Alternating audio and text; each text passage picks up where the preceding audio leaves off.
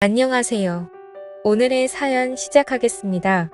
제가 아내와 결혼 후에 살림 차릴 돈으로 우리 가게를 먼저 차렸습니다. 사실 가게 오픈하고 초반에는 잘못된 선택을 했나 싶을 정도로 방황을 많이 했습니다. 장사가 많이 안 되었거든요. 아내는 정말 아름다웠습니다. 하얀색 주방 유니폼이 그렇게 잘 어울리는 사람은 세상 어디에도 또 없을 것 같네요. 아내를 처음 만났을 때 저는 주방에서 짬이 좀 되는 고참 직원이었고, 아내는 열정만으로 요리를 시작한 겁없는 신입이었습니다. 사실 아내한테 첫눈에 반하다시피 했는데 제가 너무 서툴었는지 좋아한다는 표현보다는 주방에서 갈구고 싸우면서 제 마음을 표현했어요. 저희가 결혼할 때 후배들 말에 의하면 아내가 제 욕을 그렇게나 많이 했었다고 합니다. 둘이 결혼할 줄은 상상도 못했다며 경악을 금치 못할 정도로 아내를 못살게 굴던 저였으니까요. 아무튼 가게 오픈 준비할 때부터 정말 많이 힘들었습니다. 자리 찾는 것부터가 어려운 일이었어요. 서울에서는 도무지 가게를 열지 못할 것 같아서 저희는 서울이 아닌 다른 곳에 가게를 차리게 되었습니다. 거기서도 한참 자리를 알아보다가 산기슭이 있는 자리를 계약하게 되었습니다. 다른 것보다 통유리창 너머로 보이는 자연경관이 너무 아름다웠거든요. 세상에 길고양이들도 오며 가며 다니고 가끔은 다람쥐도 왔다 가고 정말 좋았어요. 안 좋았던 건 그렇게 고양이나 다람쥐가 가게 근처에 나타날 만큼 장사가 엄청 안 되었기 때문입니다. 기본적으로는 레스토랑보다는 커피숍과 베이커리를 겸한 카페에 가까웠어요. 아무래도 위치적인 여건이 안 좋다 보니 금방 상하는 식재료들을 오래 보관하는 것보다 차라리 커피와 빵을 파는 게 경제적으로 더 손실이 적을 거라 판단했기 때문입니다. 다행히 제가 제빵 자격증도 있고 취미로 바리스타 자격증도 취득해 둔 게 있어서 메뉴를 바꾸는데 어려움은 없었습니다. 커피도 직접 콩을 볶는 게 아니라 그냥 아름답게 아는 사람 통해서 콩을 사다 썼기 때문에 어려울 건 없었어요. 그래도 손님이 없는 건 여전했고요. 오픈하고 초반에는 그냥 매일매일 적자였어요. 손님 그림자도 구경 못하는 날이 대다수였거든요.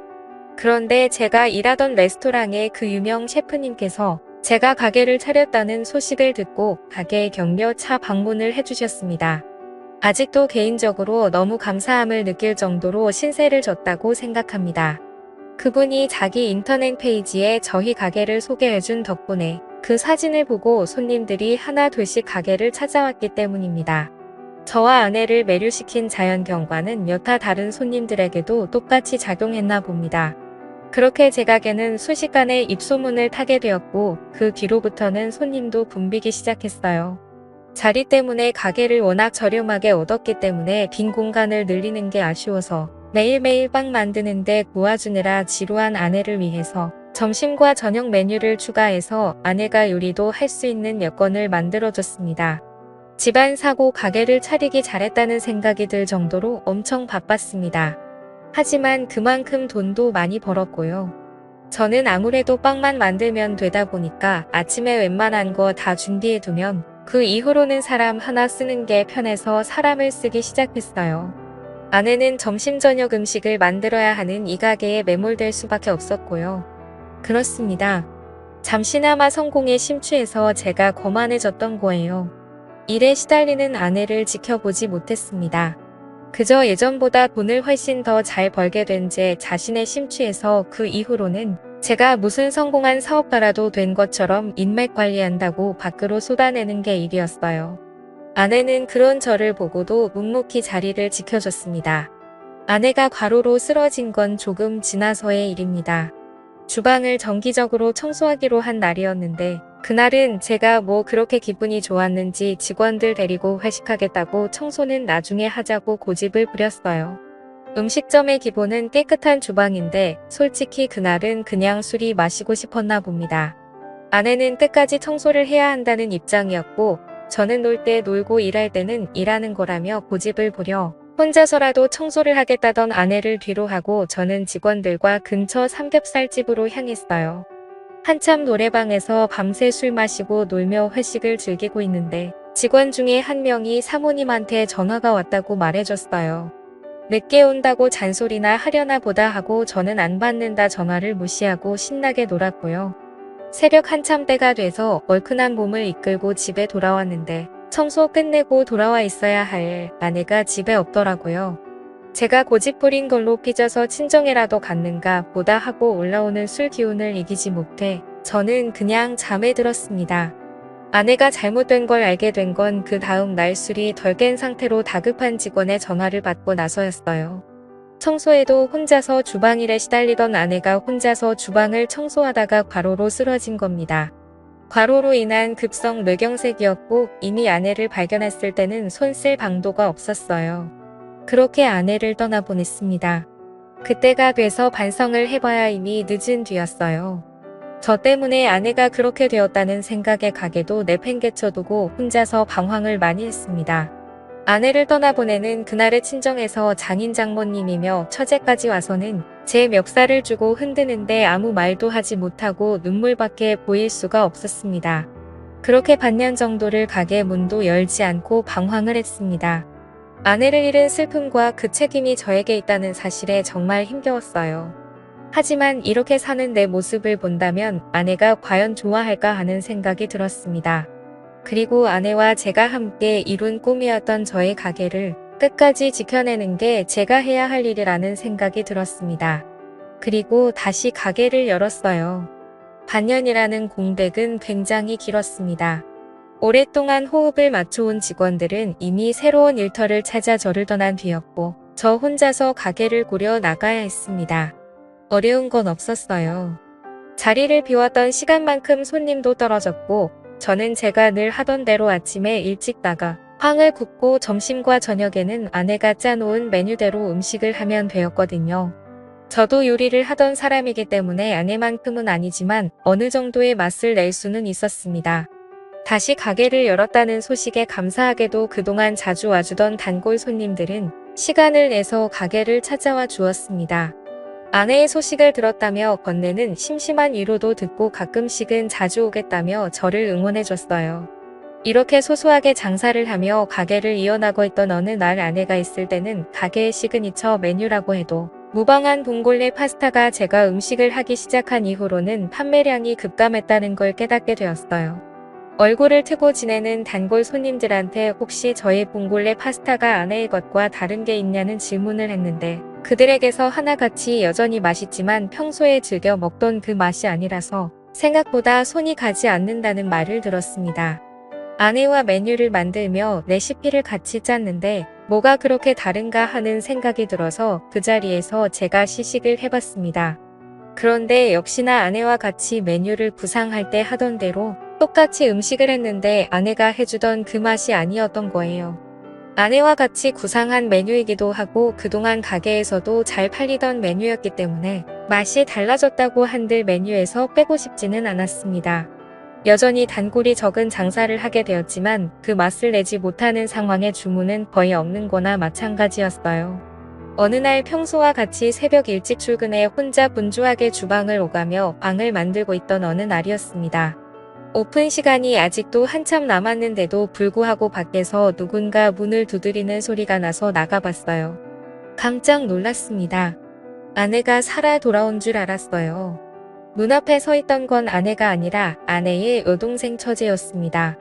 아내가 그렇게 된 것에 대해서 저의 책임이 분명했기 때문에 아내가 떠난 뒤로는 처가와는 연락을 끊고 지내고 있었습니다. 아내와 닮은 처제의 모습을 보고 놀라기도 했지만 아닌 꼭두 새벽에 처제가 가게까지 찾아왔으니 저는 정말 놀라고 말았죠. 처제는 카운터 쪽 바에 걸터 앉아 빵을 오븐에 집어넣고 있는 저를 바라보곤 했었습니다. 별다른 말은 하지 않고 아내가 있었다면 이리저리 분주하게 돌고 있었을 동선을 아쉬운 듯이 계속 바라보고 있었습니다. 빵의 준비가 다 끝나고 저는 처제에게 다시는 못 볼 줄 알았는데 여기까지 어쩐 일이냐고 물어봤어요. 처제는 시큰둥하게 가게를 다시 열었다는 소식을 듣고 찾아와 봤다고 하더라고요. 제가 어떻게 지내는지 확인도 할 겸사겸사요.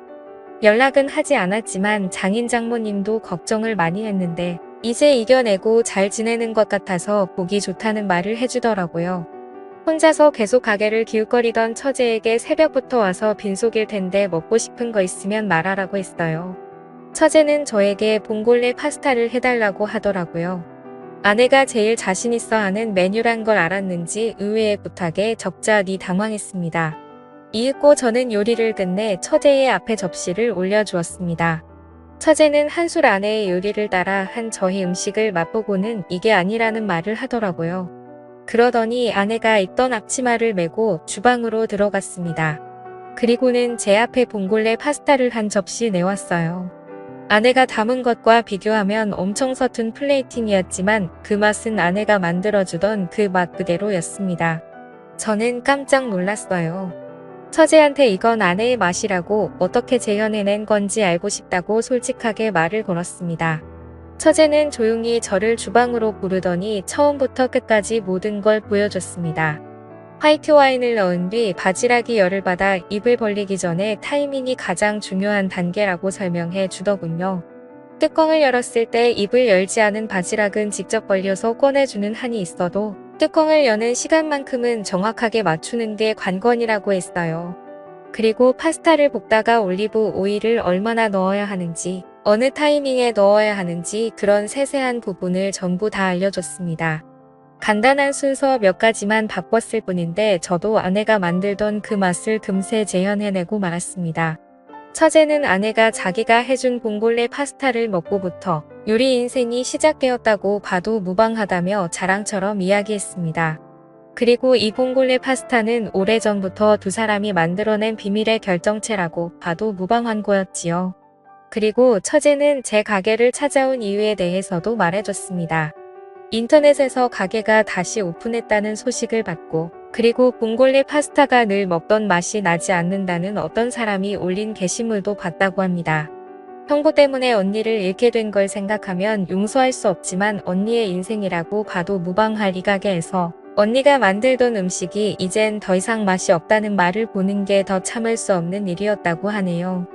사실 다른 건 몰라도 레시피만큼은 알려줘야겠다는 생각에 찾아왔다는 겁니다. 하지만 처제도 마음이 많이 약해졌나 봐요. 아내의 맛을 찾았다고 기뻐하며 울고 있는 저를 보니 마음이 많이 안타까웠나 봅니다. 제가 아내를 털어내고 이겨낸 것처럼 자신은 물론 장인 장모님도 이제 더 이상 저에게 악감정이 없으니 언제라도 한번 처가에 찾아오라는 말을 했어요. 그날로 바로 처가에 찾아가 눈물 콧물 쏟으며 장인 장모님께도 용서를 받았습니다. 다시 찾아오는 단골 손님들에게는 다시 봉골레 파스타를 자신있게 권해줬고 아내가 남겨놓은 메뉴와 함께 가게는 점차 손님 수가 늘어나기 시작하더니 그때만큼은 아니지만 요즘은 정신없이 바쁜 생활을 하고 있어요. 봉골레 파스타 주문이 들어오면 저는 주방으로 달려가 그녀에게 주문이 들어온 소식을 알립니다. 아내가 만들던 것과 똑같은 파스타를 만들어주는 그녀는 다른 사람이 아니고 바로 아내의 동생 처제입니다. 처가에서 극적인 화해를 한 이후 장사가 바빠지면서 처제에게 주방 일을 도와줄 수 있냐 부탁을 했고 지금은 아내의 빈자리에 아내 대신 처제가 들어와서 저를 도와주고 있습니다. 다시 찾은 아내의 맛과 다시 채운 아내의 빈자리를 이제 두 번 다시 놓치지 않을 겁니다. 아내가 사랑했던 이 레스토랑과 저와 아내의 가족들 모두가 앞으로 영원히 행복했으면 좋겠네요. 제 사연을 들어주셔서 감사합니다. 또 찾아주셔서 감사합니다. 매일 새롭고 흥미로운 사연으로 찾아뵙겠습니다. 구독과 좋아요 잊지 마시고 다음 사연으로 다시 찾아뵙겠습니다. 감사합니다.